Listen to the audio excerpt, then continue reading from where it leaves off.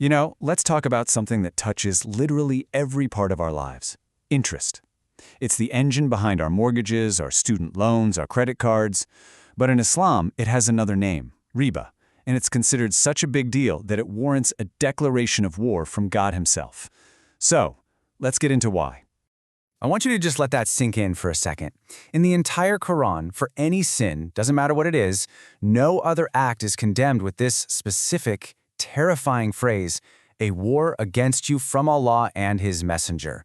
This is not just a gentle warning, it's the most severe language you can possibly find. And that really is the central question we're trying to figure out here. What is it about the simple act of charging interest on a loan that is so fundamentally destructive it earns that level of condemnation? The answer, as you'll see, has as much to do with economics as it does with theology. Right, so this divine declaration, it's not arbitrary. It's actually a diagnosis of a deep structural flaw in the very mechanics of how our modern financial system is built. It all comes down to how money is created and moved around. Okay, so this brings us to a really core concept: money creation itself. You see, most of us think that when a bank gives you a loan, they're lending you money that's sitting in some vault. But that's not what happens.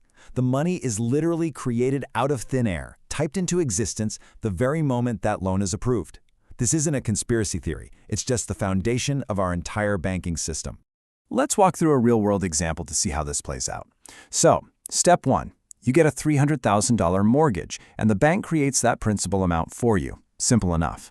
Now, step 2. Over the next 30 years, you're on the hook to pay back, let's say, almost $650,000, and that leads to the giant flashing red light in step 3. Where is that extra $347,000 in interest supposed to come from? The bank only created the principal.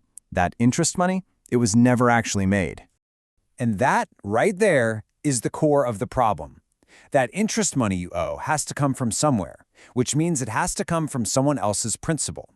It sets up a system where there is always more debt than there is money to repay it. This means foreclosure, bankruptcy, and poverty aren't just unfortunate accidents, they are a mathematical certainty. They're a feature, not a bug. And look, this isn't just some ancient religious idea. The famous modern economist Thomas Piketty basically arrived at the same conclusion. His groundbreaking research showed that when money makes money faster than the real economy grows, wealth just naturally and inevitably pools at the very top. And what's the number one engine for that? The return on capital driven by interest. By Riba. So if that's the problem, then what's the solution? Well, the Islamic approach isn't against profit or building wealth. Not at all.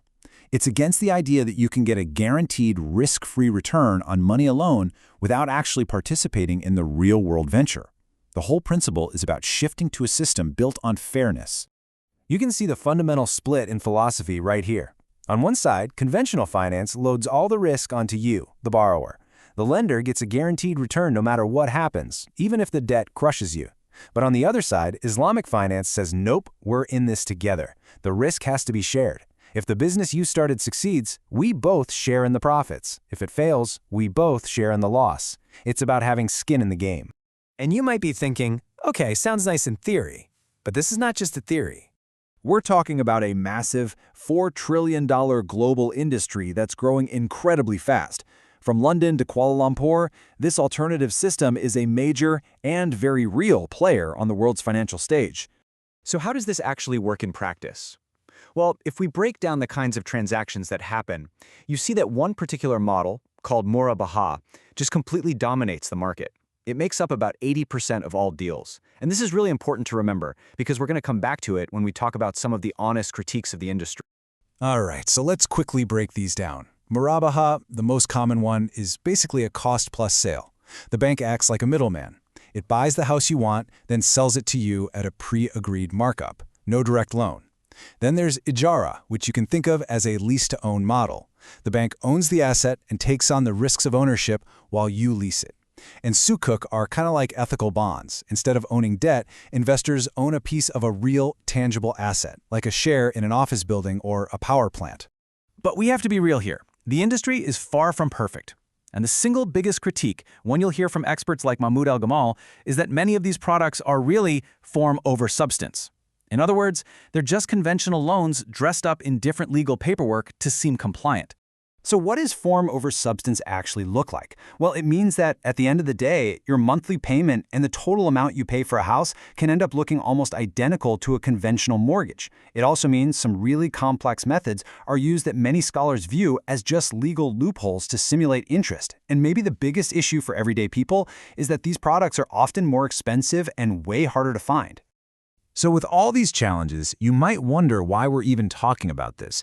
Why is this conversation more urgent today than ever before? Well, because the instability built into the interest-based system is getting harder and harder to ignore.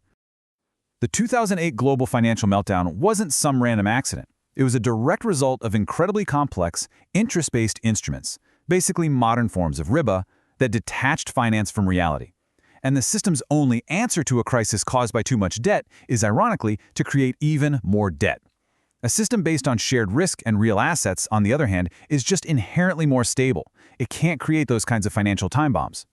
And that really brings us to the final, fundamental choice. This whole prohibition on interest isn't just an abstract religious rule. It's a question about what kind of world we actually want to build. Do we want one where money just makes more money for itself, concentrating wealth and creating constant instability? Or do we want a world where finance is tied to real things, real businesses, and a sense of shared success and failure? That's the question we're all left with.